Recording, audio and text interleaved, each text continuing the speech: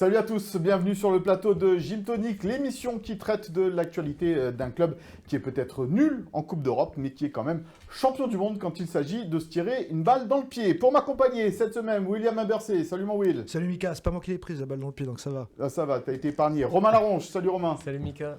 Et la retour de la légende. Bon, maintenant c'est le retour toutes les 2 semaines, quoi, on va dire ça comme Je suis ça. un boomerang. Ouais, c'est ça. Ouais. L'amour comme un boomerang. Salut, et je salue aussi Vincent Sciuto, mon ami, que j'ai découvert à une soirée de Franck. C'est un petit message personnel. Oui, vas-y, on a le temps. Mais il a À raison. une soirée de mon Franck qui vole. D'accord. Je veux pas savoir quel était le thème de cette soirée. C'était l'OGC Nice. D'accord. On a Notre parlé que du invité, gym. notre invité est un observateur avisé des performances de l'OGC Nice, ancien joueur, président de l'association des anciens Aiglons et consultant pour France Bleu Azur. N'en jetez plus. Patrice Alberganti est avec nous. Bonsoir à Tu as tous. d'autres casquettes qu'on pourrait donner comme ça? Ça suffit, c'est très très bien. Un Merci. message personnel à faire passer? Pas du tout, non. Merci beaucoup de m'accueillir dans votre émission. On est très content que tu sois là avec nous, mon cher Patou. Au sommaire de cette émission, nous reviendrons brièvement sur le dernier match nul, comme les autres, de la piteuse campagne européenne des Rouges et Noirs, mais nous consacrerons surtout une large partie de ce 110e numéro au Nice-Marseille de dimanche dernier. D'abord, sportivement, bien sûr, Nice a-t-il fait le match parfait? Ce sera notre pour-contre. Il opposera William et Philippe. Dans le focus, c'est un Baptiste Santamaria déjà très à l'aise qui sera mis à l'honneur. Et puis, même si tout le monde ici s'en serait bien passé, nous reviendrons sur la polémique autour des banderoles et des chants qui ont accompagné cette rencontre, sans langue de bois, mais avec justesse, comme toujours ici, en tous les cas, on l'espère. Et puis, en fin d'émission, l'avant-match face à Toulouse. Quelques mots sur la Coupe de France et le 8e de finale face à Saint-Brieuc. Et le souviens-toi de Romain, cette semaine consacrée aux 2 ans de l'arrivée de Terem Moffi à l'OGC Nice.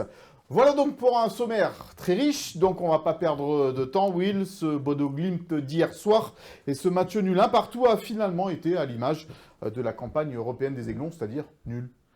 Nul, et puis t'as pas sauvé ce qui pouvait être sauvé, c'est-à-dire gagner au moins une fois en 8 matchs, mener au moins une seconde dans cette campagne européenne. T'as rien réussi, donc tu finis 35e sur 36, donc avant-dernier. Merci Karabakh de nous prendre le Mistigri. Mais bon, c'est vrai que c'est la finale à la hauteur de cette campagne, complètement ratée. Un adversaire qui était encore à portée, même si c'est quand même le premier barragiste, Bodo Glimt. Donc eux, ils ont fait... 9e, eux, ils avaient besoin d'une victoire. Voilà, eux, ils ont vraiment fait le job avec cette qualification. Nice ne l'a pas fait. Très peu de public, à peine 3500 Niçois, puisqu'il y avait à peu près 800 Norvégiens. Donc voilà, une soirée, vraiment un clap de fin triste jusqu'au bout. Mais ce qui est bien, c'est que maintenant, on tourne la page et on regarde devant avec un championnat et une Coupe de France qui sont assez excitantes à jouer. On va regarder rapidement les stats de cette rencontre entre Nice et Bodo Glimt. On va voir que l'OGC Nice a finalement été dominé dans cette rencontre, même à domicile. Patrice, Will le disait, faut tourner la page ou faut quand même tirer quelques enseignements de cette Coupe d'Europe? Ouais, non, faut tourner la page, faut vite l'oublier. Elle a été compliquée, elle a été difficile. On a eu beaucoup de péripéties au niveau de l'effectif, ce qui nous a pas rendu la tâche facile. Mais après, on peut tirer des enseignements. C'est-à-dire qu'on a eu l'occasion de faire jouer des jeunes joueurs qui ont pu prendre du temps de jeu, qui ont pu s'aguerrir un petit peu, prendre de l'expérience. Et encore une fois, on apprend. On apprend toujours en Coupe d'Europe. Et je pense que cette épopée va laisser des traces, mais va nous permettre de grandir encore un peu. Romain, qu'est-ce qu'on peut dire sur finalement cette campagne? On en parlait un petit peu déjà. Tout ça pour ça, au final. Ça laisse beaucoup de regrets parce que tu vois que le gym marche en championnat. Tu vois que les autres clubs français marchent, sont tous qualifiés soit pour les 8e de finale, soit pour les barrages. Même Brest qui découvrait l'Europe. Donc forcément, ça laisse des regrets d'être le vilain petit canard. Après, effectivement, il y a plein de circonstances atténuantes. Les blessures, mais cette campagne de Ligue Europa, elle était totalement jouable. Tu aurais dû avoir ta place dans les barrages. Après, oui, il y a eu du temps de jeu pour les jeunes, mais ça démontre aussi qu'il y a une équipe type où 15-16 joueurs qui ont le niveau haut de tableau Ligue 1, et les autres, ils sont très loin d'avoir ce niveau-là. Oui, il en a parlé, le classement de cette Europa League phase de poule. Évidemment, donc merci Karabag, puisque l'OGC Nice finit à la 35e place sur 36. Le club azerbaïdjanais est donc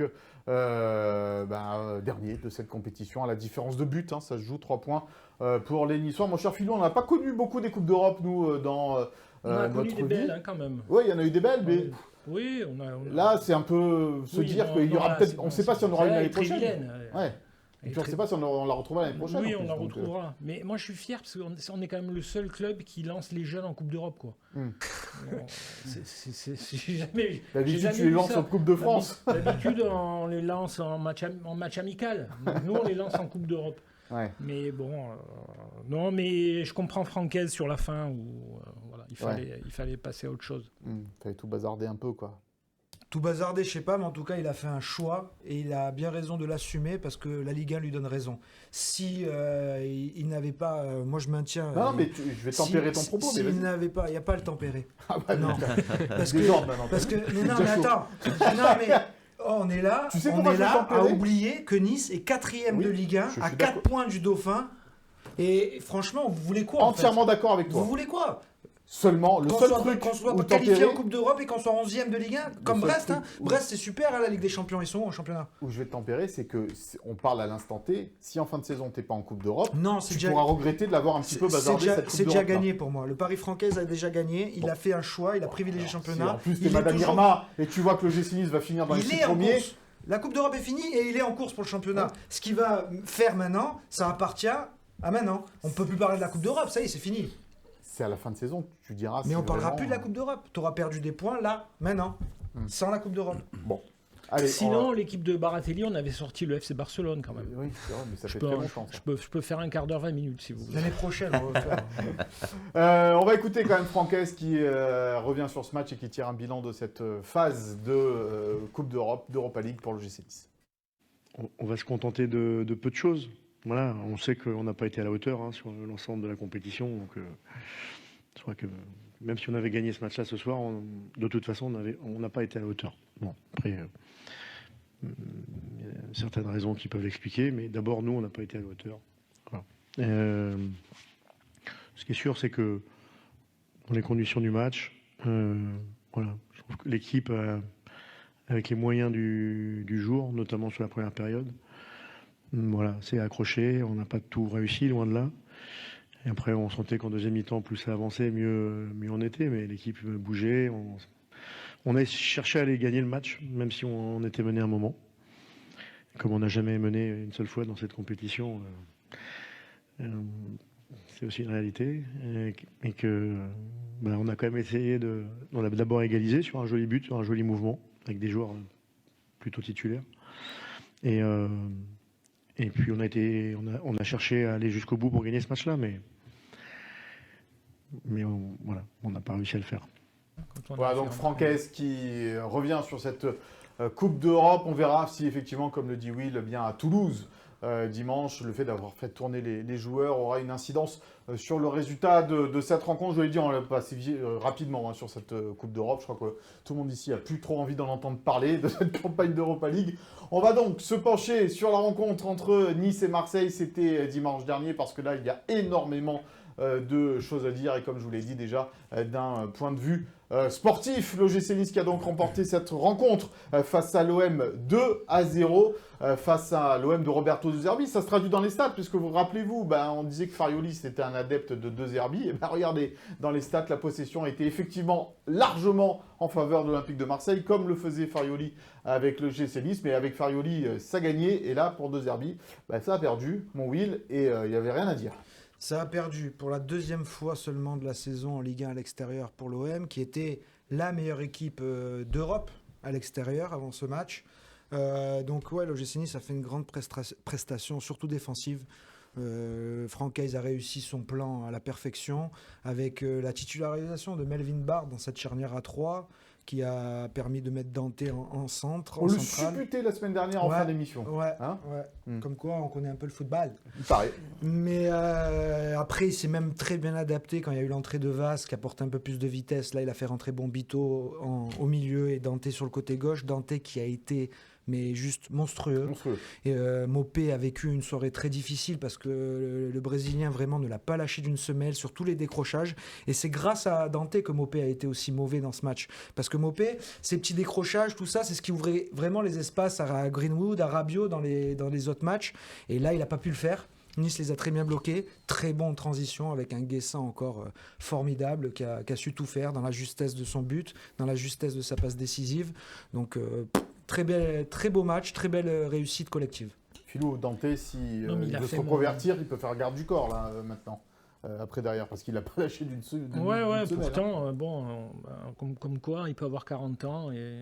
41 même. 41 et être toujours au rendez-vous, hein, même physiquement.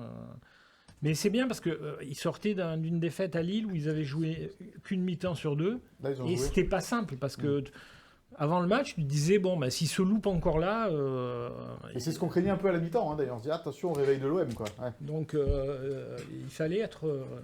Patou, elle t'a fait plaisir, cette équipe de l'OGC Nice contre l'Olympique de Marseille. Est-ce que tu as vibré ? Ouais, vraiment, clairement, j'ai apprécié parce que pour moi, c'était un match construit, un match préparé, un match intelligent.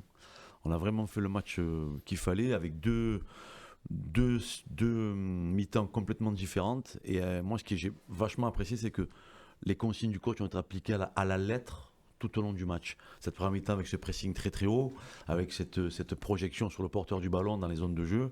Et en deuxième mi-temps, ce bloc défensif qui a été pour moi un modèle tactique. Quand tu le vois de là où on le commente nous, on a bien tout le stade devant nous.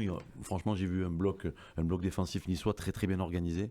Et voilà, et on a su piquer quand il fallait le piquer. Moi, j'avais dit, en prenant l'antenne sur France Bleu Azur, sur Ici Azur, pardon. C'est vrai que ça s'appelle comme ça, Ici Azur. Que pour moi, Marseille, son gros problème, c'était l'axe central de sa défense. Et qu'on était beaucoup plus enclin en vivacité à aller leur mettre des problèmes. Et ça s'est avéré vrai parce que, comme tu disais, Van Guessant a fait un match exceptionnel, mais toute l'équipe était au diapason. Et moi, j'ai pointé du doigt, tu as pointé Dante, que j'ai trouvé exceptionnel, mais Baptiste Santamaria, premier match, j'ai trouvé qu'il avait fait un match excellent. Et justement, il sera dans le focus tout à l'heure, Baptiste Santamaria. Merci un peu Lilian Brassier, quand même, du côté de l'OM, qui donne... qui fait 3 erreurs sur le même but, quoi. Ouais, au moins 2 énormes. Il peut tacler le ballon aussi à la fin. Ouais, ça c'est... Celle-là est peut-être plus difficile, mais deux cadeaux, Guessin en a bien profité. Non, mais au-delà de Brassier, on a vu qu'une équipe.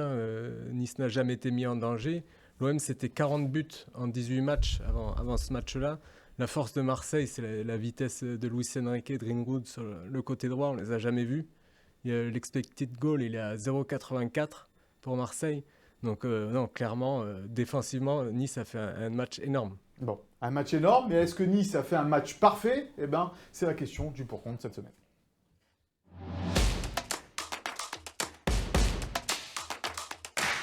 Il se refile la patate chaude déjà entre Will et Philippe. C'est Philippe qui va commencer dans ce pour-contre. Le match de l'OGC Nice a-t-il été parfait, mon cher Philippe ? Alors, je dis oui, même si le match parfait n'existe pas. Comme l'homme parfait, d'ailleurs. Voilà. La perfection n'existe pas. Baratelli. Le chat. Le chat s'en rapproche. Et comme Nice s'est rapproché de la perfection, lors de ce match, tactiquement, Hez a dominé, a battu De Zerbi, comme quoi la tactique n'appartient pas qu'aux Italiens. Le gym a laissé la possession à l'OM. Tout était, c'est vrai que comme l'a dit Patrice, tout était étudié, travaillé. Je pense qu'ils avaient fait beaucoup de vidéos. Et on l'a vu sur la possession laissée à l'OM, les espaces coupés, les liaisons coupées, le placement et le replacement des joueurs défensifs comme offensifs. Ça a été un modèle au niveau tactique. Et au niveau collectif, aussi dans les duels, dans l'envie, dans l'intensité. Et puis après, individuellement, on l'a dit, Dante a muselé Mopé qui n'a jamais pu faire jouer son équipe, qui n'a jamais pu servir de pivot. Romain a dit Greenwood sur le côté et Luis Enrique, on ne les a pas vus. Rabiot, par moments, on semblait qu'il était un peu déconnecté des autres. Rongier, qui souvent fait jouer, il a été... sur la défensive plus qu'autre chose. Bon, Brassier, il est en souffrance, on l'a vu, hein, on va pas en rajouter. Après, c'est un clean sheet. Il n'y a pas eu tant que ça. Donc, je sais, il n'y a pas de match parfait, mais si on ne s'en rapproche pas là, on ne s'en rapproche plus. Tu gagnes 2-0 contre le deuxième, qui était un modèle à l'extérieur. Il n'y a pas l'ombre d'un doute. Tout le monde s'est accordé à dire que Nice a gagné et que c'était logique. Avec un Guessant, on dirait Wea, quoi. C'est Mister Evan. Il défonce tout sur son passage. Donc, si c'est pas le match presque parfait là, après, il faut faire jouer Maradona, quoi. Will, tu n'es pas d'accord avec cette idée de match parfait, et dès la mi-temps du match, on en parlait déjà. Exactement, c'est surtout sur la première mi-temps moi, que j'ai trouvé, on s'est retrouvé un peu avec les confrères, on disait super mi-temps et tout, moi je trouvais pas. Je trouvais mi-temps très sérieuse de l'OGC Nice contre un OM très faible. J'ai vraiment trouvé l'OM très faible. Il y avait Rabiot qui posait des problèmes dans le placement. Il venait s'intercaler entre Klos et Youssouf. Et il y a une fois où c'est d'ailleurs passé. Et moi, je trouvais en fait le GC Nice pas assez bon avec le ballon. Sur quelques transitions où ils auraient pu être bien meilleurs. Il y avait des situations qui laissent le ballon à l'OM. Ça, c'était le plan. Ils l'ont très bien fait. Par contre, sur des récupérations, parfois, il y avait des comptes qui étaient trop mal joués. Et, pour moi, s'il y a un match parfait, il y a 4-0 au final sur ce match-là. Parce que l'OM, très faible derrière, on le savait avant le match, et ça s'est confirmé. Et tu as les situations pour faire plus, tu as des mauvais choix, tu as des mauvais centres. Abdi, je pense notamment sur un moment donné où il y a un super centre à donner. Shaw qui fait pas tout bien non plus. Voilà, et donc à la mi-temps, et encore en deuxième même, il y avait toujours cette incertitude, et attention, l'OM peut revenir, parce qu'il suffisait que l'OM réussisse ces 20 dernières minutes, et ça aurait pu finir à 2-2 ce match-là. Alors défensivement, bravo, grand match. Offensivement, je pense que tu pouvais être beaucoup plus efficace et plier vraiment ce match avec un troisième but plus tôt. Les arguments de Will s'entendent, pas tout, mais est-ce qu'il ne devient pas un peu trop gourmand, notre Will, là? Non, mais moi, j'ai le droit de ne pas être d'accord avec lui. Quand même. Ah, heureusement. Non, je ne suis pas d'accord parce que, encore une fois, le plan tactique, il était d'aller piquer Marseille quand on pouvait le faire.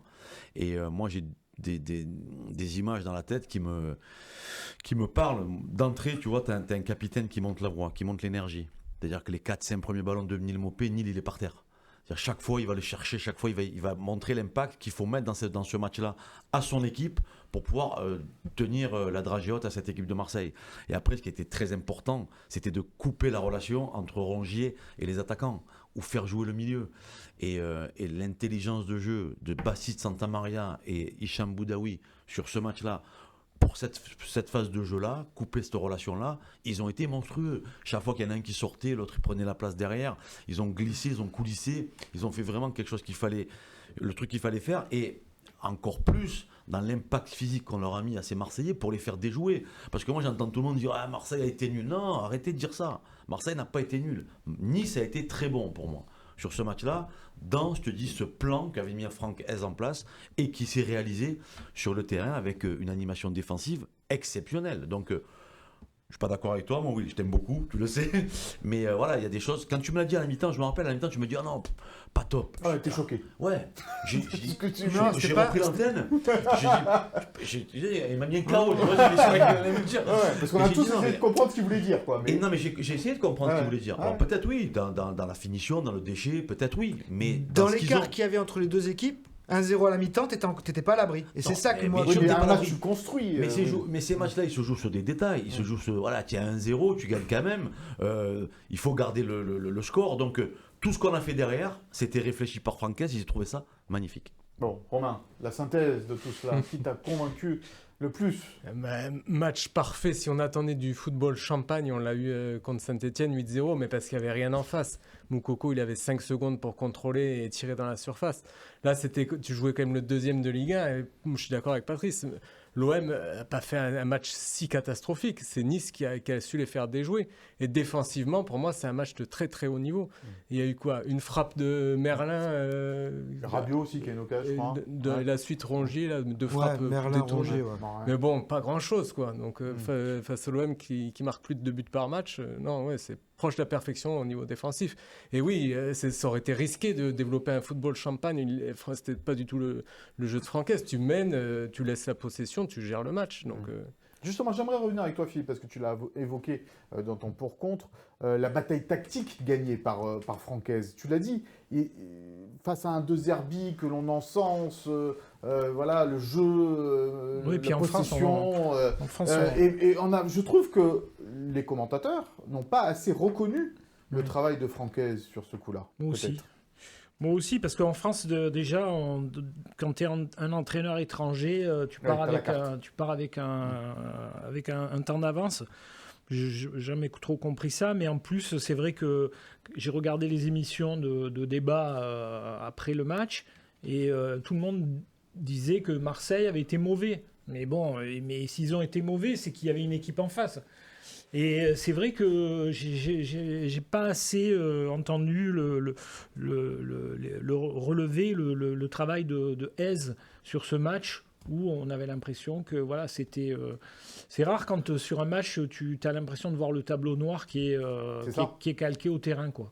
Moi, j'en avais parlé avant le match. On parlait de l'OM, qualité à l'extérieur, une seule défaite à Strasbourg, mais ils n'ont toujours pas joué à Paris, ils n'ont toujours pas joué à Lille, ils n'ont toujours pas joué à Monaco. Donc déjà, les 3 plus gros déplacements... C'est la première fois qu'ils affrontaient un top 5. Voilà, et on a vu surtout quelque chose. Tu as parlé de disciple de Farioli tout à l'heure, enfin Farioli disciple de Zerbi, on l'a vu dans les stats, on le voit dans autre chose. Il est où le plan B ?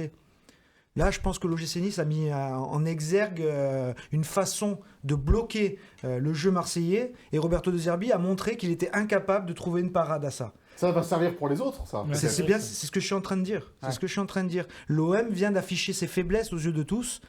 Attention.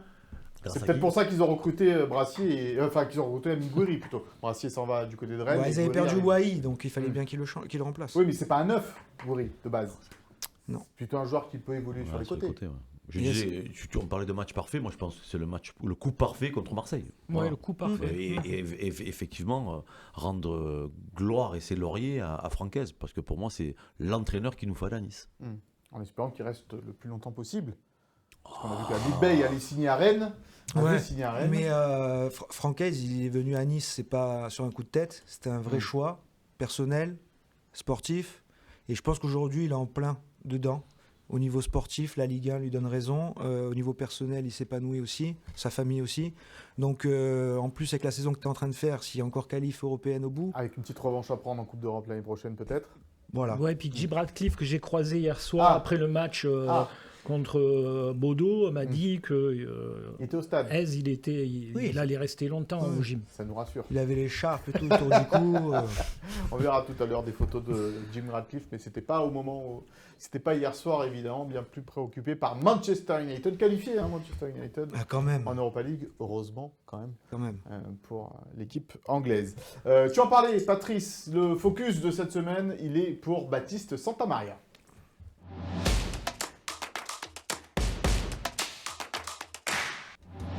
Et oui, déjà chez lui, parce qu'il nous a fait un match de patron au milieu de terrain, Baptiste Santamaria, pour sa première titularisation. Premier match sous ses nouvelles couleurs. On avait vraiment l'impression, et là je vais te redonner la parole Patrice, qu'il était là depuis 2-3 ans déjà. Ouais, exactement. Bon, après, c'est un joueur expérimenté, plus de 200 matchs en Ligue 1. Le mec, il sait de quoi il parle. Et moi, je l'ai vu tout de suite. Ses premières prises de balle, son placement, tu sentais que le mec, il était à l'aise, tu vois. Et il a mis de l'impact physique, il a fait jouer l'équipe. Techniquement, c'est vraiment propre. Moi, j'arrive pas à comprendre comment un joueur comme ça puisse aller dans le loft à Rennes et pas être calculé par son entraîneur. Parce que franchement, pour moi, c'est le bon coup, la bonne arrivée à Nice et la charnière, la doublette, Boudaoui, Baptiste Santamaria.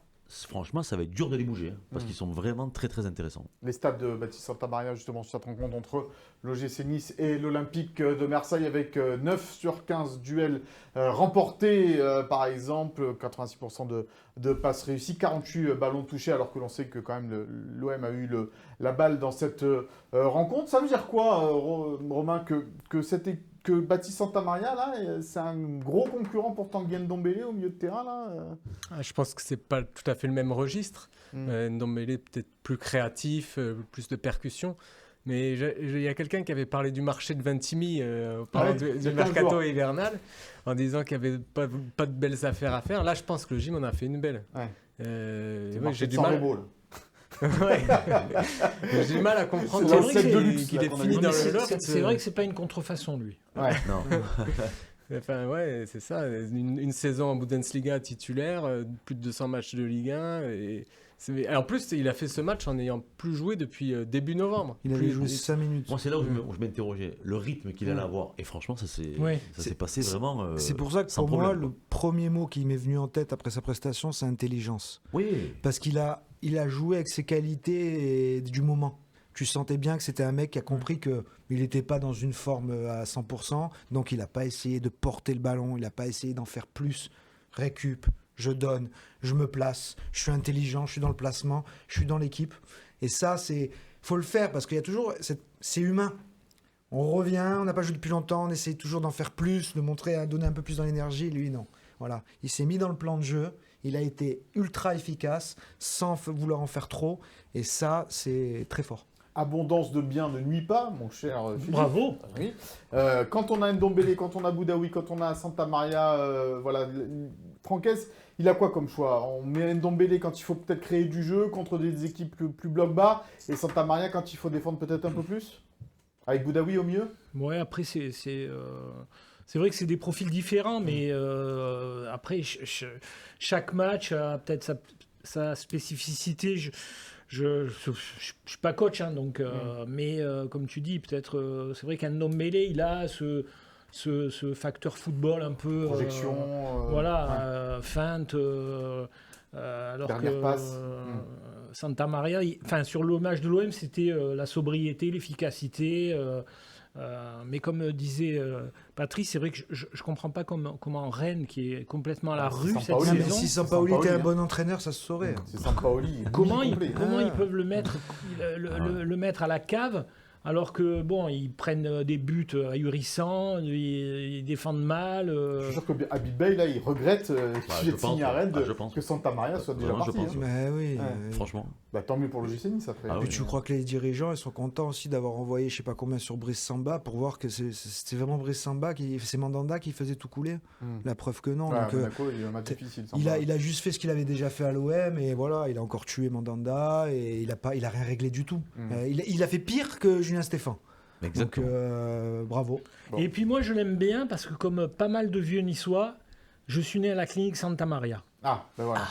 L'a bien nommé. Voilà. Le raccourci est fait. Tu ne peux que l'aimer. Le raccourci Donc est fait. les Niçois de 50 ans et plus, beaucoup plus, Connaissent la clinique voilà, Santa Maria. Santa Maria. Après, pour finir sur les associations, on parle beaucoup de Boudaoui Santa Maria, Boudaoui Ndombele. On peut aussi faire Santa Maria C'est ce que j'allais Ndombele. te dire. J'ai commencé là-dessus. Donc c'est un garçon aussi qui est capable de s'adapter et je pense que Ndombele, on arrive peut-être enfin dans une période où il va pouvoir jouer quand il peut jouer. Voilà, c'est ça aussi qui était important. On l'a vu le dernier match à Lille où il rentre très vite parce que Rosario s'est blessé. Il n'était pas capable de jouer. Il n'était pas en capacité. On a vu ce que ça a donné. Là, il rentre encore vite fait contre l'OM. On n'a pas encore revu le vrai Ndombele en jambes. Donc je pense que l'arrivée de Santa Maria va lui permettre aussi, lui, de pouvoir vraiment se requinquer, soigner un peu cette pubalgie qui le tracasse et être très bon quand il revient. Non, je voulais juste, pour clôturer l'épisode Santa Maria, c'est de dire que ce que tu as dit tout à l'heure, c'est vrai. Il est resté dans la zone de jeu où il devait rester. L'intelligence de jeu, on l'a vu tout de suite. Ce qui a permis à Hicham Boudaoui, justement, de dézoner et d'aller porter le ballon un peu plus haut. Et ça, c'est parfait quand tu joues dans ce système-là avec deux joueurs en sentinelle, en pointe basse. Franchement, c'était très intelligent. Bon, on va l'écouter, Baptiste Santa Maria, justement. Il a été présenté cette semaine du côté du centre d'entraînement de l'OGC Nice. On lui a parlé de ce match face à l'Olympique de Marseille, déjà chez lui. Écoutez la réponse de Baptiste Santa Maria devant la caméra de Philippe Bertini.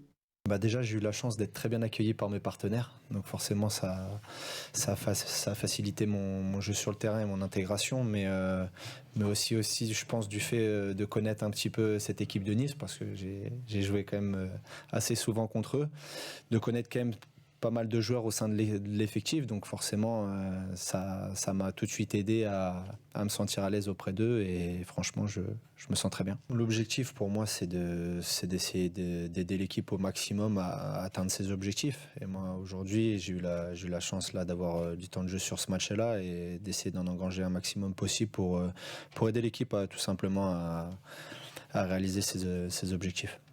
On va donc réaliser les objectifs de l'OGC Nice qui sont bien évidemment une qualification pour la Coupe d'Europe la saison prochaine. Un mot, Will, sur le mercato niçois. Est-ce qu'il est terminé aussi bien dans le sens des arrivées ou des départs?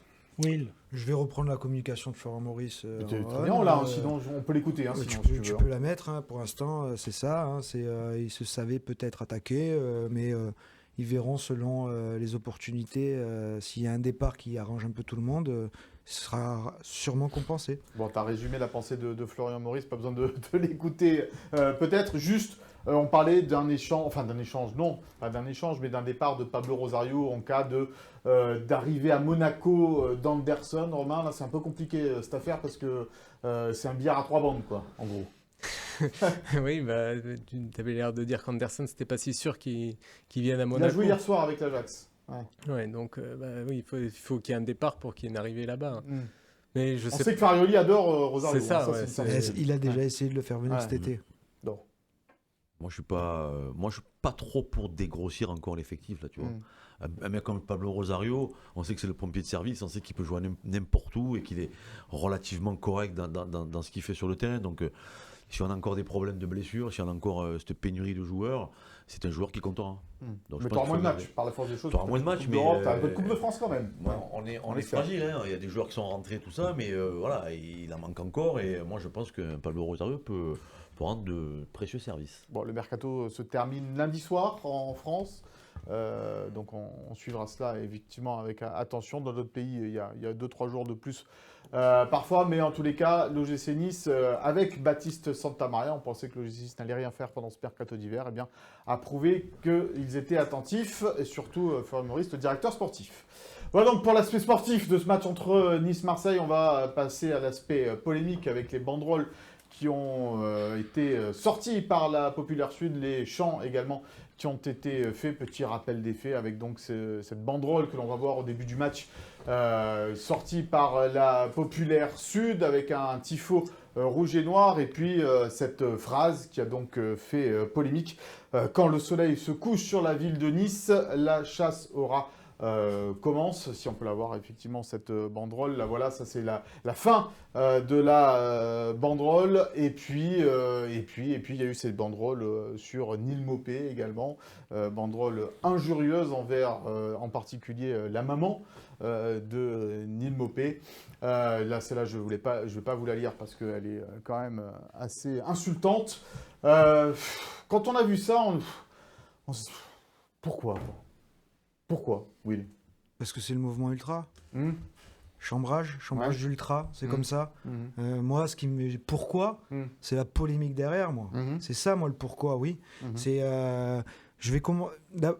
C'est difficile parce qu'il y a plusieurs choses dont il faut parler. On va dérouler. Hein, je vais dérouler. On va dérouler sur la banderole, le côté raciste ou pas de la banderole. Je vais dérouler d'abord, c'est comment elle part l'histoire aussi, c'est par la récupération politique. Alors je vais commencer par M. Payan, le maire de Marseille. Il n'y a pas d'autre chose à s'occuper, M. Payan, dans votre ville, avec des morts tous les 2 jours ou tous les jours pour les guerres de points de deal, pour tout ce qui se passe dans votre stade Vélodrome, c'est magnifique aussi. Vous n'avez pas d'autre chose à vous occuper que de venir parler, accuser de racisme une banderole en appelant la Ligue comme un élève appelle son instituteur parce que son voisin le dérange. Mais si M. Payan était si convaincu de son argument de racisme qu'il porte plainte, elles sont où les plaintes? Ni la LICRA, ni personne.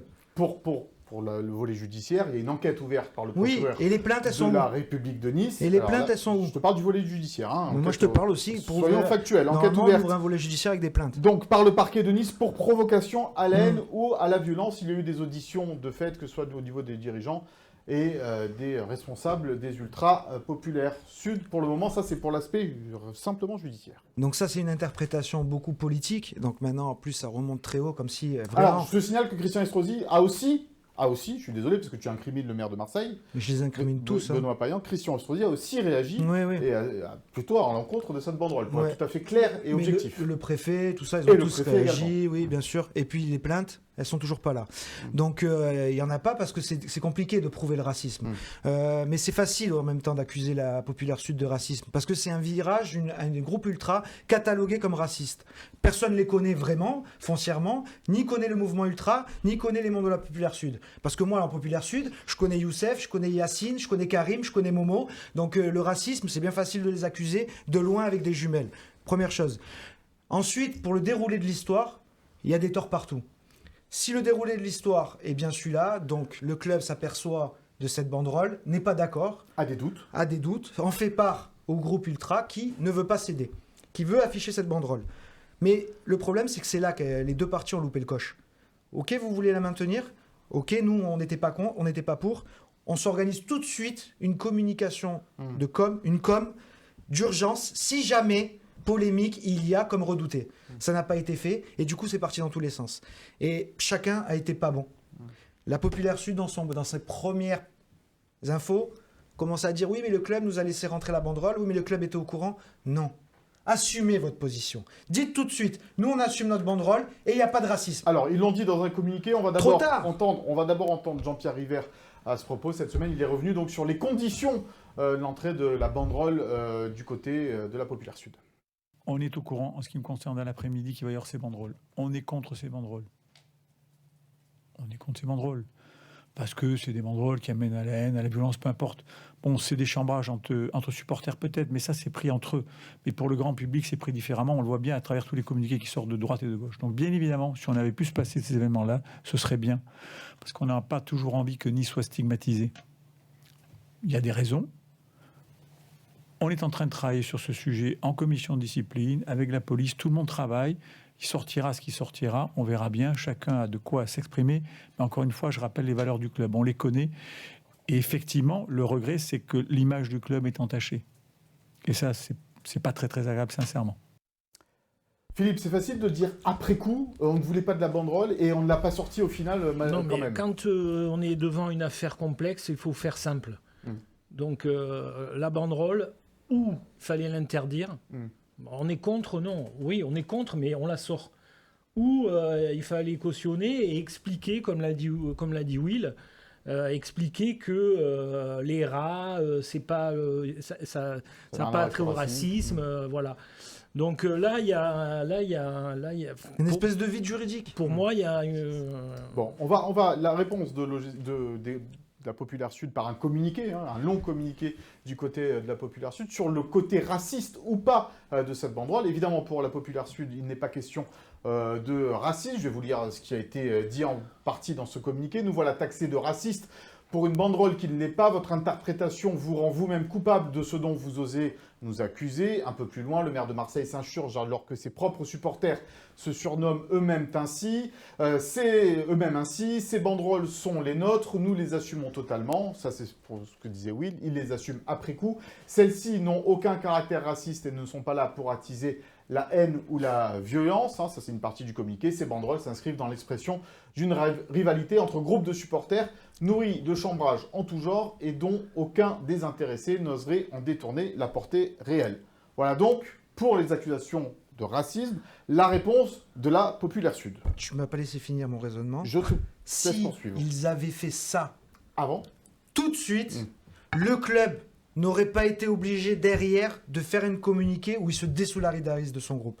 Il est là le problème, c'est que ça a été une réaction en cascade. Le fait que la Populaire Sud commence en disant « Non mais nous, le club était au courant », le club est obligé de dire « Oh, on était au courant, on n'était pas d'accord ». Donc du coup, il se désolidarise de ce groupe. Et on se retrouve devant une polémique qui enfle et un club qui se divise. Alors que c'est là où la famille OGC Nice aurait dû être forte en disant « Ok, eux ils assument leur banderole et nous on assume le fait qu'on n'a pas fait enlever son banderole parce que nous aussi on n'a pas trouvé le caractère raciste définitif dans cette banderole. » Mais si chacun défendait sa position, c'était réglé. Chacun restait uni et on était face à la polémique tous ensemble. Patrice, on parle du mouvement ultra, là, voilà, c'est du chambrage, c'est des choses comme ça, ou pas d'ailleurs, la justice en décidera peut-être, j'en sais rien, moi je suis pas juge. Mais à quoi ça sert en fait? On se dit au final, ça leur fait une belle jambe aux Marseillais de voir écrit cette banderole dans les travées de l'Alliance Riviera. Ouais, pour moi, c'est des épiphénomènes, ça. C'est des trucs qui doivent pas... Après, ce qui me dérange plus, moi, vraiment, personnellement, c'est, et je l'ai dit déjà, c'est que, en fait, j'ai l'impression que les pouvoirs publics s'approprient une histoire dès que ça se passe à Nice. C'est-à-dire qu'il se passe un problème à Nice, pour taper sur les supporters niçois, on va montrer du doigt ce qui se passe à Nice, alors que ça se passe dans tous les terrains de France. Et dès que c'est à Nice, on met le doigt dessus pour taper sur des Niçois. Et ils s'approprient ça à eux. Mais je ne supporte pas ça. C'est toujours les Niçois qui trinquent par rapport à tout ce qui va se passer dans les stades. Donc à un moment donné, il faut arrêter, quoi. Il y a eu des affaires entre Marseille et Lyon où Fabien Grosso a reçu dans une pierre sur le visage. Ça a été traité en long et en large. Je te parle des champs. Récupéré aussi par les champs. Mais ça, c'était grave. Oui, c'était grave. Il y a eu la bouteille sur Payet et à Lyon et à Nice. Non, mais ça, c'est des choses, c'est physique. Le problème, c'est qu'on a l'impression, et c'est pour ça que je parlais de tirer une balle dans le pied tout à l'heure, c'est l'impression que quand tout va bien, eh ben, que ce soit parfois un peu les supporters, parfois un peu le club, parfois... Il y a toujours une affaire qui nous tombe dessus. Il faut surtout qu'il y ait plus de synergie entre le club et le groupe de supporters. Un groupe de supporters ne peut pas tirer une balle dans le pied d'un club, comme le club ne peut pas tirer une balle dans le pied dans un groupe de supporters. Ils doivent parler, ils doivent travailler ensemble. Je pense ça. Mais après, moi, j'allais dire une autre chose, mais j'en ai vraiment marre qu'on tape toujours sur Nice et sur les supporters niçois. Moi, c'est quelque chose qui commence à... Tous les ans, c'est pareil. Dès qu'il y a un truc, à Nice... On le montre partout, et c'est Nice, et c'est Nice, et c'est Nice. Le problème, c'est que c'était à 20h45, c'était le match phare de la journée. Mais ça aurait été à 15h, ça aurait été pareil. Combien de matchs j'ai commenté au stade Vélodrome? Combien de chants de ce style j'ai entendu? Et personne il y a eu n'en a un grand parlé. tifo Nice à Merda. Et personne n'en a parlé. Mais en même temps, il faut arrêter de jouer les vierges effarouchés, parce que à Nice, à Bastia, on est appelé les cafards. Mais on va pleurer, qu'est-ce qu'on fait? C'est du chambrage, c'est ça le football. D'ailleurs, le même soir ou la veille, à Bastia, ils ont eu l'entraîneur, mais l'équipe adverse, après, ils ont pris une bombe agricole dans le vestiaire. J'ai pas vu 3 débats et 4 Quand je me souviens au Vélodrome, Valbuena, sur une potence, pendu à une potence, et là, on vient pour une banderole. Alors, comparaison n'est pas raison. Mon cher Louis. Non, mais c'est pour dire l'absurdité là de faire une polémique pour une banderole quand il s'est passé des choses très graves. Et pour en revenir très récemment, Grosso qui a failli perdre l'œil. Romain, on t'a pas encore écouté. C'est vrai que ça fait depuis toujours qu'il y a du chambrage entre supporters, des banderoles insultantes. Il y en a eu plein. Pendant que nos pères créaient le cinéma, les vôtres crevaient dans les mines. Ça, c'était Lyon-Saint-Étienne. Les ch'tis. Pédophiles, consanguins, bienvenue chez les ch'tis, les Parisiens envers Lens. C'est pas d'aujourd'hui qu'elles font polémique, ces banderoles. Donc forcément, quand tu écris que la chasse au rat commence, une chasse, c'est quoi? Sans parler du racisme, c'est forcément... Il y a une provocation à la haine, de la violence. Quand on met Mopé, tu es passé d'un enfant de club à un enfant de pute, c'est insultant, forcément. Donc à quel moment on pense que ça va passer tranquillement? Parce que ça se fait ailleurs. À quel moment on pense que le club ne va pas avoir des répercussions? Attends. Il y a déjà eu des précédents. Quand, quelques jours après la finale de la Coupe de France, à la 9e minute d'un match, parce que ça l'a porté le numéro 9, tu chantes « C'est un Argentin qui ne nage pas bien Emiliano sous l'eau », c'est de l'humour du second degré, mais à quel moment tu crois que tu vas pas te faire sanctionner? Donc le pauvre Jean-Pierre River, qu'est-ce qu'il fait? Il fait de la diplomatie autant qu'il peut. Il a raison. Moi, ce que je regrette dans cette affaire-là, c'est que si tu penses qu'il peut y avoir un double sens, et que le mot rat peut être taxé de racisme, tu dois tout de suite te retirer et ne pas mettre cette banderole. Et je parle pas de racisme. Ouvrez vos yeux. Et c'est ça qui est... Enlevez vos œillères franco-françaises. Enlevez vos œillères franco-françaises. Regardez le football. La société, elle change, oui. Je peux parler? Regardez le football dans sa dimension européenne et mondiale. Et trouvez-moi un pays où les ultras disent « Allez, vous êtes méchants, on va gagner !» Je suis d'accord. Il y a des insultes partout. Alors le problème en France, par contre, c'est que le supporter de football est considéré comme un abruti. Le supporter de football est considéré comme une tare. Être un ultra, c'est être un débile. Je ne sais pas finir juste ce raisonnement-là, après je vous laisse dire ce que vous voulez. En France, être un ultra, c'est être un chômeur complètement abruti et qui va au stade pour se défouler. Sauf que, encore une fois, comme je parlais des Yacine, des Youssef et tout, je connais aussi banquiers, avocats, flics qui sont ultras. Donc en fait, c'est la considération qu'on a pour le monde ultra en France qui est minable. Mais là où je suis d'accord avec ça, c'est qu'il n'y a pas de considération puisque le grand public, finalement, connaît très peu, ne connaît pas ce mais que aujourd'hui, par contre, on ne connaît pas, on parle pas. Le boulanger va apprendre au boucher comment on coupe la viande. Maintenant, c'est ça le monde d'aujourd'hui avec les réseaux sociaux. Dans une société de plus en plus aseptisée, où effectivement, il y a des choses que l'on peut dire, que l'on peut plus dire, sans qu'on te tombe dessus. Et je pense que Alors, c'est pas à moi de dire il faut arrêter ce genre de choses, non, pas du tout. C'est-à-dire que l'incompréhension, elle vient juste de là. C'est-à-dire que le mouvement ultra, il fait ses banderoles, il fait ses insultes, il fait ces choses comme ça, son chambrage, ça concerne les mouvements ultra, mais ça ne concerne plus le grand public, ces choses-là. Et le grand public, quand il voit ça, il comprend pas. Il ne comprend pas. On le fait Après, croire. oui, ils ont le droit d'avoir de l'humour quand ils font une bonne rôle. On a le droit de dire qu'elle nous plaît pas. T'as la plein de banderole. façons On a le droit de dire qu'elle nous plaît pas la de banderole. hein. chambrer. Ils T'as ont plein le de droit- façons de chambrer l'île On- Mopé. On est On d'accord. n'est Mais pas on- obligé T'as plein de d'écrire avec façons des lettres gothiques. de chambrer les Marseillais. Est-ce que j'ai Est-ce que tu peux aller jusque-là quand tu le sais que tu sais que ça va. le débat, le seul on va débat tomber que dessus. je suis apte à entendre, c'est elle te plaît pas la banderole. Elle te fait rire, elle te fait pas rire. Voilà, ça c'est un débat. Moi je peux le dire, cette banderole me plaît pas. Moi, que la chasse au rat commence, moi personnellement, Après, il y a eu elle me plaît pas. Il y a une polémique Mais sur stop la police d'écriture. de la Stop. banderole. Mais la police d'écriture, c'est pareil. C'est dans le mouvement ultra, c'est un mouvement ultra qui est plutôt violent. C'est plutôt dans la démonstration assez expansive, expressive. Et donc l'écriture, c'est plutôt une écriture aussi agressive. Mais si on va commencer à décortiquer la typographie, décortiquer le sens des mots, en fait c'est tout, Ouais, mais ils le l'interprétation. savent qu'ils sont sur C'est- un fil. Non Donc, mais, mais ils- c'est ça- mais c'est ils le ça le savent truc. tous. Ils le savent tous. L'affaire C'est Payet, ça que je veux dire. Bah, C'est l'affaire pas la première fois. mais on veut c'est- éduquer les gens à travers le stade de football. Mais commençons par mettre de l'accent sur l'éducation nationale, éduquons nos enfants et arrêtons de faire croire que c'est dans les stades de football qu'on va éduquer des bons Français. Arrêtez Le de faire problème, croire c'est que ça. le foot a une résonance supérieure. Mais c'est l'écho qu'on Quand nous ça, donne. quand ça parle de Marseille, Mais si tu quand n'en ça parle parles de pas Paris, autant quand de ça cette parle de banderole, Lyon, elle voilà. reste une banderole dans un stade de foot, vue par 30 000, vue par les Mais c'est vrai que spectateurs. au départ, c'est une tempête dans un Ah, pastaga. c'est une banderole dans un stade de foot. Exactement. Oh, D'accord. on parle de ça dans la semaine où il y a eu un gamin de 14 ans Je suis tué pour d'accord un avec téléphone toi. portable. Je suis entièrement Ouais, d'accord avec ouais, toi. On parle plus d'une banderole dans un stade de football que ce gamin.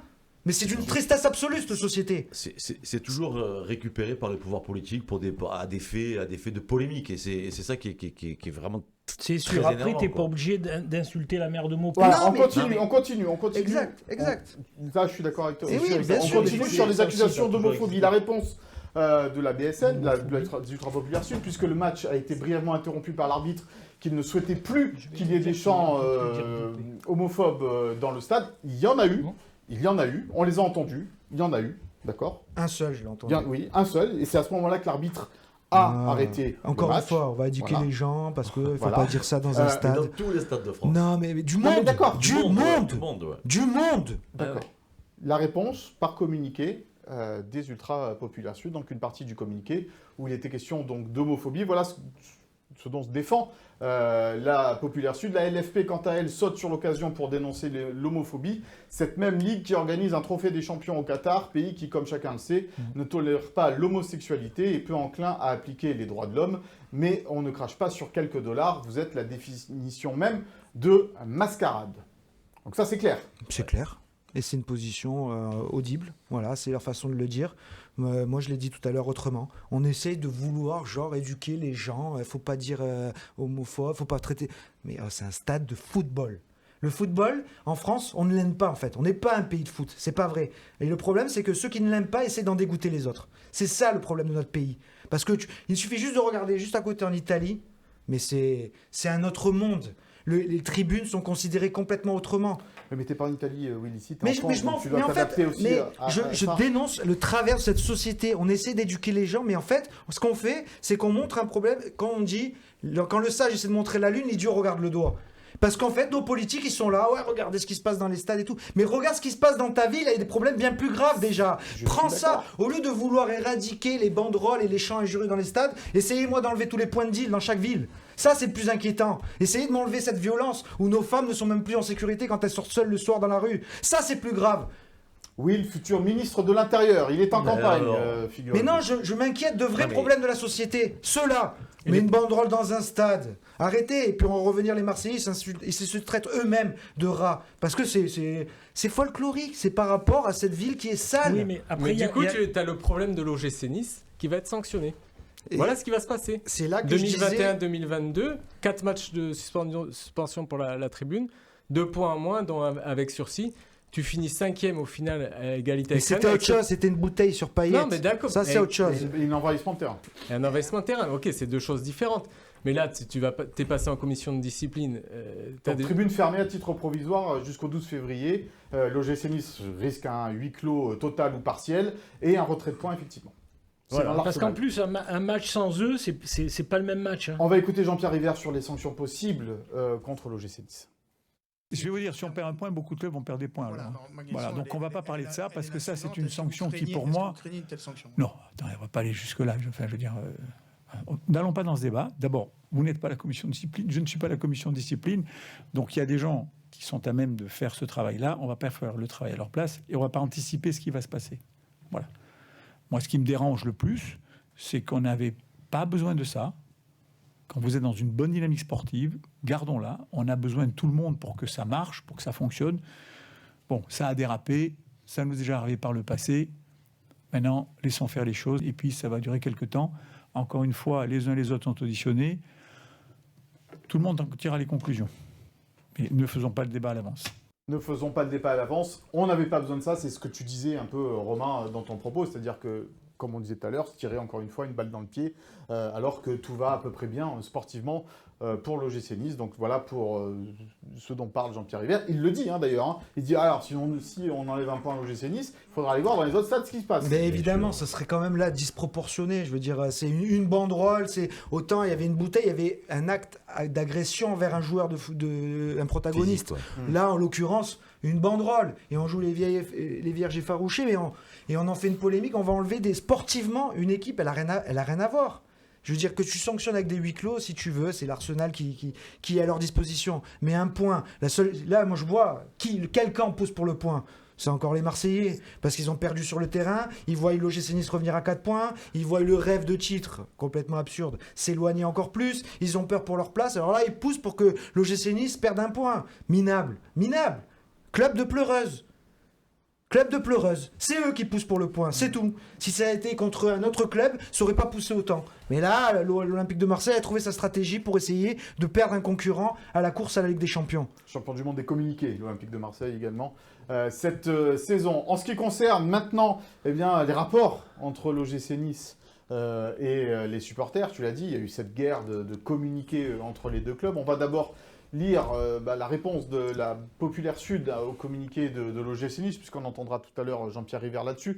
Le communiqué de notre club, complètement à charge, nous déçoit totalement une fois de plus, obligé de plier le genou sous les incantations médiatiques, alors même qu'il sait pertinemment qu'il n'y a aucune portée raciste ou homophobe dans nos propos. Ce club qui en interne salue notre fidélité et notre dévouement dans l'animation du stade, mais qui à la moindre polémique nous descend en public et laisse nos contenteurs nous diffamer. Là encore, effectivement, une balle dans le pied, une nouvelle fois, l'OGC Nice fracture entre le club, les dirigeants et les supporters. Il n'y avait pas besoin de ça non plus en ce moment. Après, je trouve que, Il en détruit le micro. je trouve que les communiqués sont bien mieux écrits que les banderoles.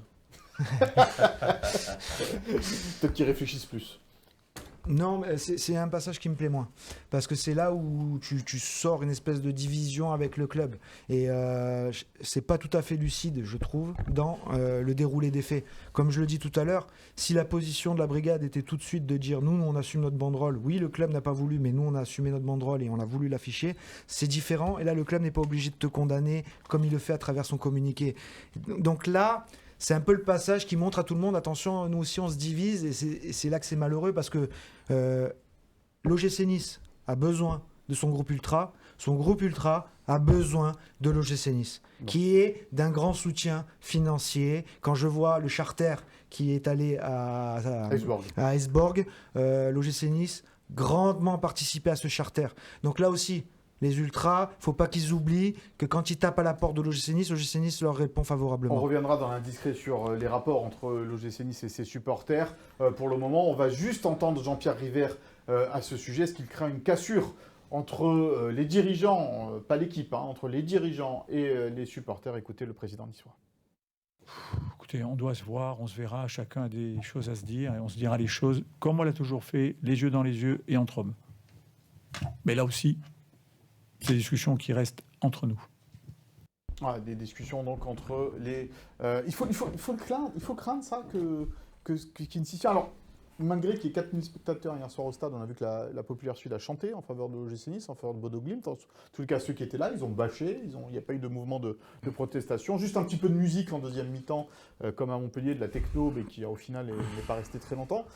Mais tout le monde a tout à y perdre hein, s'il y a une scission entre le club et ses supporters. Ouais, complètement. Il faut vraiment pas que ça arrive. Il faut que le club reste solidaire de ses supporters et que les supporters restent solidaires de leur club. Et il faut qu'ils se parlent. Il faut qu'ils trouvent des terrains d'entente. Il faut peut-être qu'ils se voient plus souvent. Il faut peut-être qu'ils mettent des choses en place, un cahier des charges, quelque chose qui réglemente un petit peu tout ça. Mais on peut pas d'un côté dire à Nice qu'ils ont tort et d'un côté dire aux supporters qu'ils ont tort ou vice versa. Tu vois. Donc moi, je suis toujours pour, bien évidemment, qu'il y ait un dialogue entre les deux camps et qu'ils arrivent vite à trouver une formule qui va être bonne pour tout le monde et qu'on continue à avoir cette animation dans la tribune. Non, moi, il y a un truc qui me vient en tête, c'est je me dis, mais Jim Ratcliffe qui regarde le club avec des jumelles, maintenant, comment il voit ça, lui? Comment il voit à United les supporters de Glasgow qui se sont fait casser la gueule dans les gradins? Non, mais peut-être. Ouais, mais ça existe ailleurs, hein, oui, messieurs. Parce que c'est toujours pareil, on parle beaucoup de la France, il n'y a qu'en France que ça existe. Ferencvaros, hier, il se déguise en steward pour aller frapper les mecs d'Alkmaar. Mais non, mais il n'y a qu'en France. Il n'y a qu'en France. Après, je pense que encore une fois, comparaison n'est pas. Je pense pour Jim Ratcliffe, la messe est dite, hein, donc il partira un jour. Donc je pense pas que ça change grand chose à sa vision de l'OGC Nice s'il en a encore une. Mais après, un club et la vie d'un club, et pourquoi les clubs ne meurent jamais et tout ça, parce que la base, c'est quand même les supporters. Hein. Oui. Et oui. Les Mais présidents, de là, les alors joueurs laisser passent, une mais carte les blanche supporters totale. restent. Parce que non, c'est pour ça qu'il y a. C'est pour ça que pour moi, même attention à ce qui est pas pour moi, ça. même le folklore a des limites. Donc voilà, moi, On peut chambrer, on peut aller limiter. Moi, je regrette qu'il n'y ait plus de supporters adverses dans les stades. Voilà. Complètement. Le foot, c'est ça maintenant. Donc, oui, mais il n'y a plus de supporters adverses à cause de ça aussi. Ben oui. À cause Mais de ça. mais c'est pareil, le mouvement ultra n'est pas assez solidaire, je trouve, là-dedans. Parce qu'à un moment donné, c'est un peu, je trouve, la même comparaison, c'est les clubs français face à l'arbitrage. Quand il y a un club qui est sérieusement pénalisé, c'est tous les clubs qui devraient dire « Ah non, mais franchement, là, c'est ubuesque, comme ils se font pénaliser. » Tous les clubs ensemble pour dénoncer le même problème. Et les ultras, ils devraient faire la même chose. Les Marseillais, les vrais ultras, qui savent ce que ça veut dire rat et ce chambrage-là, devraient dire « Non, mais attendez, là, c'est une polémique inutile. Nous-mêmes, on s'appelle les rats, nous-mêmes, on sait que c'est dans les stades, c'est comme ça, c'est dans le chambrage culture ultra. Eux qui connaissent les codes doivent les défendre pour être plus forts tous ensemble. Mais si personne s'occupe que de son petit coin et laisse les autres avec leurs problèmes, on n'avancera pas. Et un dernier argument pour expliquer peut-être que cette banderole n'est pas raciste, puisque au Parc des Princes, la tribune Auteuil, qui est une tribune assez bigarrée, chante. Dans la tribune Auteuil, dans la boue, il y a les rats. C'est un chant à l'encontre des supporters de l'Olympique de Marseille. Et les Marseillais la chantent aussi. Et voilà. Dans la boue, il y a les rats, ce sont nous les Marseillais. Ils la reprennent, les Marseillais aussi. Non, mais c'est le folklore et les codes ultra. C'est la culture Pourquoi, avec une méconnaissance totale, nous sommes en droit de juger, en fait. C'est ça qui m'a... C'est comme si moi, j'allais au tribunal sans connaître la loi et je vais remettre en cause toutes les décisions juridiques. Expliquons mieux les choses. Peut-être. Expliquons ce qu'est qu'une culture ultra. Est-ce qu'il faut faire ça à un moment donné, un travail pédagogique et les ultras eux-mêmes en parlent parce que ils parlent pas publiquement, les ultras. Aucun groupe ultra en France quasiment ne parle publiquement. Donc c'est ça aussi peut-être le problème à un moment donné. Je sais pas si ça changerait grand-chose. Le message, il est violent, quoi qu'on en dise. Que la chasse, c'est bien ce que c'est une chasse. Et la pêche, c'est mieux. Non, mais je sais pas. On est là, on fait un pataquès sur chasse au rat. Par contre, pêche aux sardines, c'est génial. Que la pêche aux sardines. Ah ouais, ça c'est génial, la pêche aux sardines. C'est ce qu'a fait le club à la fin. Bah oui, justement, ça c'est génial, c'est rigolo. Ouais, je sais pas. Pour moi, chasse et pêche, c'est les mêmes choses. C'est la tradition. Chasse, pêche. Le mot chasse, il a une connotation. Mais oui, tu peux pas l'enlever. Mais c'est pas donc toujours l'interprétation, chasse, pas pareil que pêche, rat. Ne soyons pas naïfs non plus. Oui. Non, mais quand ils ont fait cette banderole, interprétation. Quand ils ont fait cette banderole, les supporters de l'OGC Nice, ils savaient qu'elle pouvait être prise d'un côté où le racisme pouvait être mis en avant. Ils sont pas naïfs, d'accord ? Moi, ce que je regrette, c'est seulement ça, c'est qu'à partir du moment où tu as un doute, ne le fais pas, c'est tout. Ou alors assume ta position. Directement. Ou comme tu le dis, assume ta position. Si tu es sûr de toi que c'est pas raciste, assume-le de suite. Dès le premier qui t'accuse de racisme, tu rentres dedans et tu lui dis. Explique tout de suite. Tu lui dis, vas-y, prouve-moi. Et en plus, le sens de l'histoire, du déroulé, pour l'instant, leur donnerait raison, puisque, comme j'ai dit tout à l'heure, il n'y a aucune attaque concrète, une plainte déposée pour racisme. Personne ne s'y aventurait parce que tu peux pas prouver le racisme. Bon. Après, quand tu disais, oui, On va en terminer. mais ils vont pas dire méchant, gentil, tout ça. Non, dans les années 70, hein, je reviens toujours à ça, au stade du Ré, quand venait Nantes, l'insulte suprême, c'était cuit, les Canaries sont cuits. Donc C'est drôle. c'est vrai que Ça a non, évolué. Ça a c'est pas- évolué. ça é- Après, rappelle-toi d'une banderole horrible, mon cher Ah Philippe. non, mais on a. Celle contre Toulon. Mais, Voilà. mais Quand on il y a n'a eu pas, l'accident- vu pire. On n'a pas vu Quand pire. l'accident de gaz dans l'immeuble Non. où il y avait marqué Toulon 11 morts, merci 13. l'immeuble. 13 13 morts, morts. merci l'immeuble. Oui, oui. Non. Ça avait été quelque chose Mais d'assez je dis, terrible. tu terrible. regardes Terrible. ce qui se passe On dans n'est nos, pas les premiers. dans hein, nos enfin, c'est pays, pas la dans les première pays fois, quoi. européens. regarde ce il qui se se passe passe. des banderoles et des chants horribles. Les Napolitains, Mais ça a toujours Oui, mais enfin, existé. Ça existera toujours. Mais regarde Voilà. ce qui se passe dans les autres sports. On s'est réjoui l'été dernier que les mais Jeux Olympiques. quelle c'était- culture c'était une ultra tu as dans les autres sports. Mais Ne d'accord, comparons mais- ce qui n'est pas comparable. Ne comparons pas ce qui n'est pas comparable. La culture ultra est au football. Alors le débat c'est la culture ultra dans le football. tout Voilà, simplement. non mais on veut éduquer les gens, les ultras dans le football. On connaît pas leur monde, on connaît pas leur code, mais on veut les éduquer. Donc il faut inviter Non, il tout le faut monde à se laisser parler. tout passer. C'est ça. Il faut laisser ce qui appartient à un stade de football. Voilà. Arrêtons de croire que C'est le les ultras. football... Il n'y a que les ultras qui peuvent en parler. Ils ont forcément raison. Tout peut se faire dans un stade de football. C'est leur Et culture. un enfant qui dit des insultes dans un stade de football, tu vas l'engueuler? Non mais. Bah, Eh moi, ouais. si mon fils il fait balance des insultes au stade de foot, oui, je vais oui, l'engueuler. je sais pas, À 12 ans, je vais l'engueuler. Mais je peux te faire À 12 ans, Je sais pas si des c'est une exemples bonne dans tous les comparaison. stades de France. À 12 ans, Voilà. Arbitre, Ça, c'est une moins, question d'éducation. Mais arrête. Un stade de football, c'est un stade de football. En fait, on est en train C'est un de... exutoire, un stade de Voilà. football. Mais Ça faut... peut. Ben ouais, Non, non. non, Ça ça, peut, pour ça certaines peut, personnes, mais faut ouais. pas que ça dégénère. Non, Attention, je non. suis pas cautionné pour la violence. je suis C'est un pas- exutoire verbal en tous les cas, ça c'est Non. sûr. On est en train de tout mélanger. Comme tu as dit tout à l'heure, des avocats qui insultent Mais des c'est vrai, mères, ça. des choses Puis- comme ça. puis- Puis c'est pareil pour Dans la vraie vie, ils le font pas, quoi. l'homophobie et le Qatar. Tu peux dire la même chose avec la pyrotechnique et à coup d'amende. Par contre, dès qu'il faut promouvoir le football français à l'étranger, on met des belles vidéos de pyrotechnie, de tifo. Là, par contre, ça Il va. faudrait en Là, fait ça des plaît. assises du supporterisme. Il faudrait Ah ouais. que tout le monde se retrouve autour Oui, de la parce que table, comme tu dis, le problème, il revient chaque année. qui en est- fait. qui est- et que chacun écoute ce que l'autre a à dire et la culture de l'un et de l'autre. Et puis à un moment donné, T'en dire reviens- ça c'est acceptable, ça c'est pas T'en reviens, à ce acceptable. que et puis c'est tout. t'en reviens à ce que je te dis, l'ultra français n'est pas considéré. Parce qu'il est marginal, c'est- Will. Mais c'est une peste. Mais dans Il est tous les marginal. pays, il existe. C'est ce que je viens Oui, mais en de France, il dire est aussi. marginal. Mais parce qu'il n'est pas considéré. Mais quand tu le déplaces en Ligue Europa ou en Coupe d'Europe, tu le vois, la façon dont tu es encadré par la police, ça n'a rien à voir. Mais rien à voir. Tu es mis dans un endroit où tu te sens bien, avec de l'alcool, avec de la place, et tu es cadré dans le calme et la sérénité. Tu es parqué, tu es emmené au stade. En France, on ne veut pas faire ça.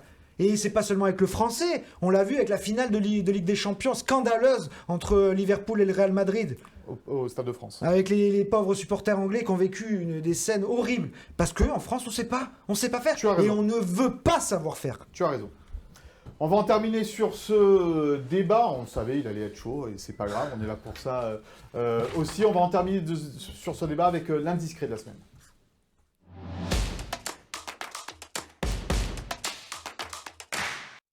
Et maintenant, Will, les relations entre le GC Nice et ses supporters. Je rigole parce qu'il y a Philippe qui montre des choses en rotaine qui me font rire. Les relations, elles vont s'apaiser, elles vont disparaître. Déjà dire par rapport à tout à l'heure qu'on disait oui, il faudrait que le club bosse plus et tout, c'est déjà le cas. Hein. Franchement, le club bosse en étroite relation avec ses supporters, grâce aux agents de liaison, le directeur de la Sécu, l'agent de liaison aussi qui l'accompagne. Donc c'est déjà fait, c'est déjà le cas depuis très longtemps. Et là, en l'occurrence, le sens de l'histoire ne va pas dans une scission, va plutôt dans une nouvelle discussion qui sera très probablement assez virile parce que chacun va opposer ses arguments. Mais on l'a vu hier, le fait que les ultras affichent la banderole, continuent des encouragements, là aussi ça montre qu'il n'y aura pas un boycott. Il y a une centaine de Niçois qui ont prévu d'aller à Toulouse, encore dimanche, le déplacement sera organisé. Donc là, encore une fois, pas de boycott, pas de scission. En revanche, la discussion, elle n'a pas encore eu lieu. Elle aura lieu. Et Il faut laisser un peu retomber, peut-être, non? Attendre les sanctions aussi. Oui, je pense. oui, attendre les sanctions aussi pour savoir vraiment de quoi on parle. Bah, parce que 12 février, les sanctions. voilà, et parce que probablement que contrairement à d'autres situations où, par exemple, le huis clos, quand il était prononcé, amenait souvent un une délocalisation des supporters, un replacement des supporters.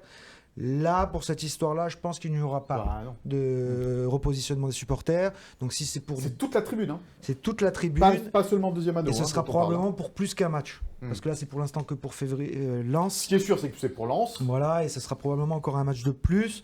Et voilà, mais le sens de l'histoire ne va pas dans une guéguerre entre le gym et ses supporters. Et bien heureusement, parce que tout le monde est conscient que, encore une fois, là, sportivement, le GC Nice est en train de jouer gros et est en route pour faire une belle saison.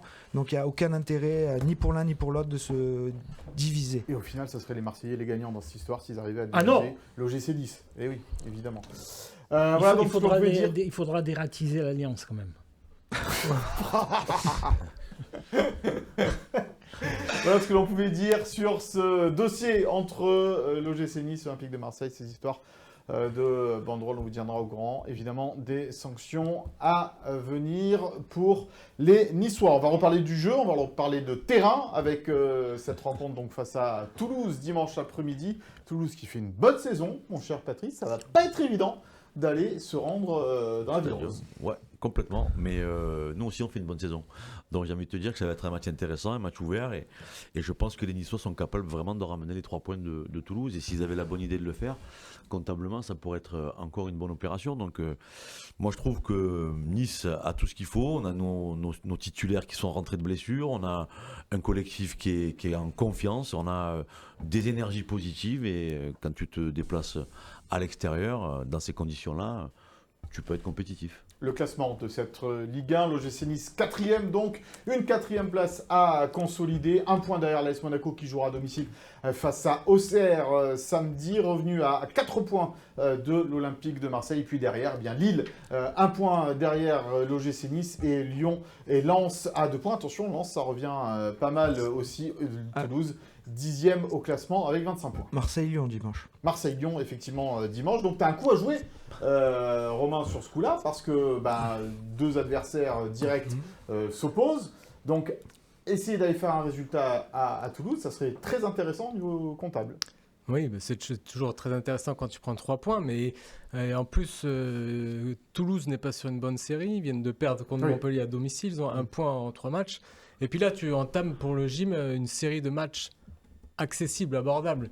T'as alors je n'ai plus en tête, mais oui, tu as Toulouse, il y a Lens, mais après il y a Le Havre, Montpellier et Saint-Etienne. Attention à Montpellier. Oui, mais d'abord il y a Toulouse et Lens. Oui. C'est la séquence qui fait plus partie, je trouve, de Lille, Marseille, Toulouse, Lens, au tableau, et après tu enchaîneras. C'est pas idiot ce que vient de dire. C'est jamais idiot d'ailleurs ce que vient de dire Philippe, mais tu as Nice-Montpellier à un moment donné qui va arriver avec Andy Delors qui va revenir à Nice. On va éviter les conneries, là, les gars, cette fois pour Andy Delors. Épargnez-nous un peu, peut-être. Et pas de banderole sur Nougaro dimanche. Non, je pense que Delors à Toulouse.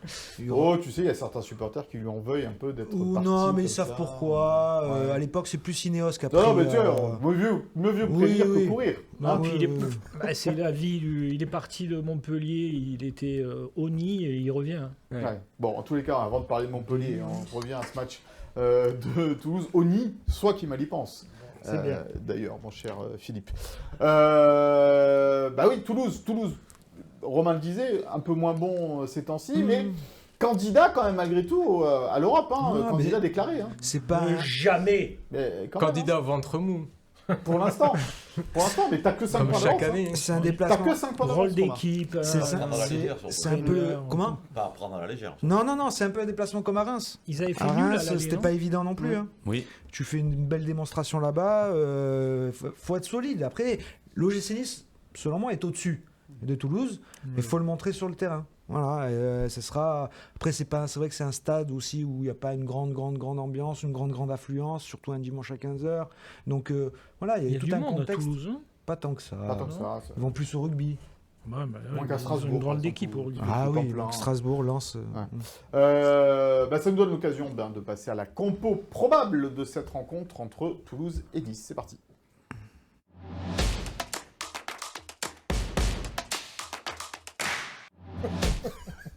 Je disais, vous m'avez donné mal à la tête à crier comme ça, là, tous, là. Qui a crié ? Je sais pas. Pas toi, non. Qui a crié Du tout. Philippe, désolé. La compo probable, ça va évidemment beaucoup changer par rapport à la compo de Bodo Glimt. Numéro 1, Baratelli. Je veux pas la faire. Donc Marcin Bulka qui va bien sûr récupérer les buts. Et je pense que pour la première fois depuis un petit moment, Francaise pourrait relancer sa défense à 3 type avec Bombito dans l'axe, Ndashimi à sa droite et le Dante à sa gauche. Voilà, je pense que c'est l'occasion de revenir à ce trio En défense titulaire. centrale, ouais. Ouais. Ensuite, sur les côtés, encore pareil, Klos, Abdi. Babar. Toujours cette concurrence avec Bar. Là, j'ai Parce fait la... qu'Abdi a Babar, joué t'as dit. le match. Ouais, Bar a joué un peu Quasiment. moins. Ouais.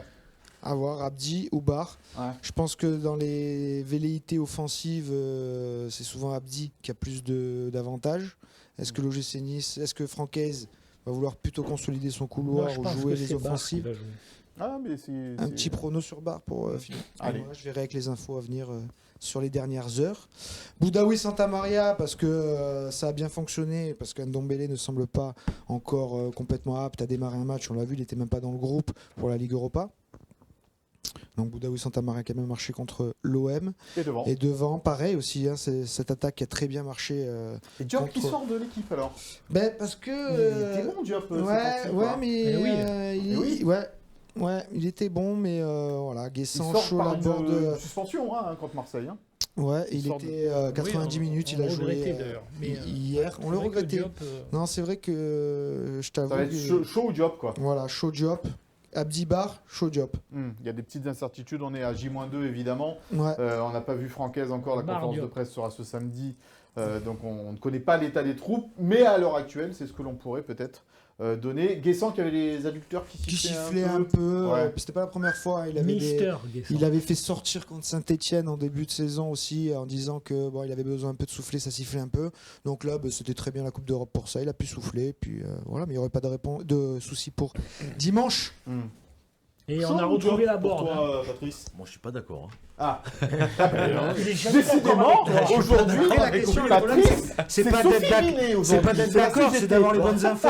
C'est le Je suis jamais d'accord avec toi. Après les infos, je les ai pas. Parce je que vois c'est comment- pas ma compo préférée. Hein. Ouais, je vois pas comment Francaise, sur le match qu'il a fait contre Marseille avec un clean sheet depuis je sais pas combien de temps qu'il a pas fait, il va bouger la défense. Pour moi, Dante, ça pose son poste de présélection, c'est dans l'axe, et Melvin Donc, Barr Barr, sur ouais. axe gauche. Mais c'est ça. Et je pense, à part ça, c'est bon. Je pense que Mohamed Ali Chou va jouer et tout. Même hein. sans Diop. Même sans Diop, ouais. Donc, mais par contre, derrière, je pense qu'il va pas toucher la défense. C'est une idée également de la part de Patrice. C'est le sens de Alberti. l'histoire, même avec Bombito. C'est son défenseur, Bombito. Ouais, mais il a fait jouer tout le match, là, tu vois. Oui, mais justement pour sa montée en régime. Après, n'oublions pas, et on va en parler là tout de suite maintenant, que derrière, donc, il y a ce déplacement à Saint-Brieuc face à National 2 en Coupe de France, où il faudra aussi peut-être mettre des joueurs assez compétitifs pour pas tomber dans le Le piège. coach l'a dit hier, c'est fini la rotation à 20 joueurs. Il l'a dit. Là, il a Voilà. un groupe trop serré. Voilà. Donc là, ça va être plus du 15-16 joueurs sur les matchs à venir que du 20. Pas de blague, Romain, à Saint-Brieuc, évidemment, pour le GC Nice. Tu as une opportunité de te qualifier quand même en quart de finale. Oui, alors il y a ça tout du match piège là. Parce qu'autant Corté, tu joues à Furiani, là tu joues à Saint-Brieuc sur un petit terrain. Ils auraient pu délocaliser le match ailleurs à Guingamp ou pas, mais ils vont jouer sur un petit terrain. Il y a des intempéries en Bretagne, le terrain reste d'être dans un mauvais état. Il ne faut pas prendre à la légère cette équipe parce qu'elle a sorti le Havre. Elle a sorti Saint-Malo tour d'avance, qui est leader de N2. En N2, ils sont 8e sur 16. C'est pas très bien classé, mais ils ont 2 matchs en retard. Et ils ont battu Saint-Malo, le leader en championnat aussi. Ils ont fait nul contre Bordeaux, qui est la grosse équipe de cette poule-là. Et ils ont quand même une défense très expérimentée. Alors je remercie Anthony Boyer, qui est Ah, il t'a donné le les infos, là, ça spécialiste se sent. de la N2, qui a son site 13h Foot, une petite pub pour lui. Des noms connus, hein. Franck Lostis, le gardien formé à Monaco, qui n'a jamais joué chez les pros, mais qui a une petite carrière. Oui, c'est Philippe, bien sûr. Bien sûr. Et en défense centrale, il y a Christophe Kerbrat et Benjamin Angouat. Deux ex-joueurs de Guingamp qui ont joué en première division à Guingamp. Mais qui ont et à 30 et quelques. maintenant. 35 et 36. Ouais, mais bon, Voilà. Non, mais En c'est défensant, c'est de l'expérience. Ouais. Le 6, faudra pas qu'il nous dise la messe. Hein. J'allais dire, il sera pas à l'église. Donc, voilà. Et une particularité, vous la prendrez dans les colonnes du journal mardi. Il y a une personnalité incroyable à Saint-Brieuc, c'est Guillaume Alanou. C'est le président, qui est aussi sponsor, directeur sportif, qui a été entraîneur, Ailier gauche. entraîneur Et pour faire supporter. l'intérim entre deux changements de coach et qui a Il été rédige les joueur banderoles aussi des supporters. et qui a été président. joueur à Saint-Brieuc aussi. Donc c'est l'homme à tout faire. Et de ce normalement, club. il est dit juge de touche. Mercredi.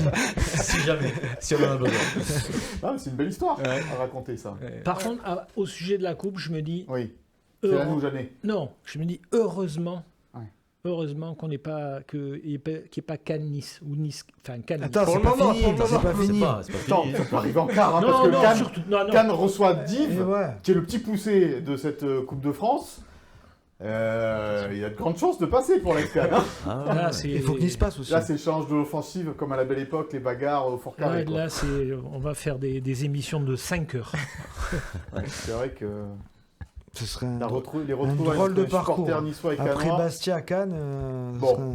Bon, enfin, on n'y est pas. Il faut Non, gagner non, à il faut que les deux se Saint-Brieuc. qualifient. Déjà. Voilà. Et l'équipe a vaincu depuis 3 mois. Hein. Qui, Saint-Brieuc Saint-Brieuc. Ah oui. Non, mais c'est sûr que de toute façon, c'est pas un match que Francaise et son équipe vont prendre à la légère. Hein. Ils ont perdu. De toute façon, ils l'ont bien vu encore en Ligue Europa. Hein. Perdu à Ferencváros, ont perdu. Avec à leur équipe B, il Esborg. n'y a pas de marge, hein. On a compris. Hein. Ouais, mais même avec leur équipe A, Bastia et à Corté, pas à Corté, mais à Bastia avec une équipe, t'avais Guessant, t'avais tout ça, t'as eu du mal pour battre la. C'était le contexte qui faisait la différence. Et puis la défense Bastia, c'était pas mal. Ouais, Hein. était pas mal. Elle était pas mal. Mais Donc, il faut savoir se les rendre faciles ces matchs. Voilà. Il faut savoir marquer rapidement, mettre la pression tout de suite et tu verras que le match ne sera pas le même. Maintenant, si on les laisse espérer, qu'on les laisse installer dans le match, ça sera différent. Mais tu l'as dit, tu as raison, ça a tout l'air du match piège. On dit toujours ça quand on joue contre une équipe un peu moins jupée, mais c'est à nous à faire les efforts et c'est à nous à faire ce qu'il faut pour justement se rendre la tâche et facile. Anthony Boyer avait été plutôt rassurant sur le terrain en disant il est de qualité quand même. C'est pas le terrain de Bourgoin-Jallieu. Il a dit, Romain, il y a des il y a des intempéries. intempéries. Voilà, c'est ça. Ouais, donc le terrain sera peut-être un peu gras. Et d'ailleurs, Bon, on de est toute façon, tous derrière Comme les l'a dit populations Adji Hayes, bretonnes. quand tu joues à l'Alliance, de toute façon, tu peux jouer sur n'importe quel terrain. Hein. Oui, encore hier soir, on a vu que c'était Hein un tas de boue. Voilà. C'était bizarre. Ouais. L'Alliance Ouais. Riviera, effectivement. Ça, c'est un vrai sujet, tiens. La pelouse de l'Alliance Riviera dont les politiques locaux devraient s'emparer à un moment donné, peut-être. Oui, mais là, encore une fois, là, par contre, c'est un privé, donc les privés, il ne faut pas trop toucher. Bon. Hein. C'est plus facile de taper sur le citoyen lambda. Bref, allez, on va passer au Souviens-toi avec Romain.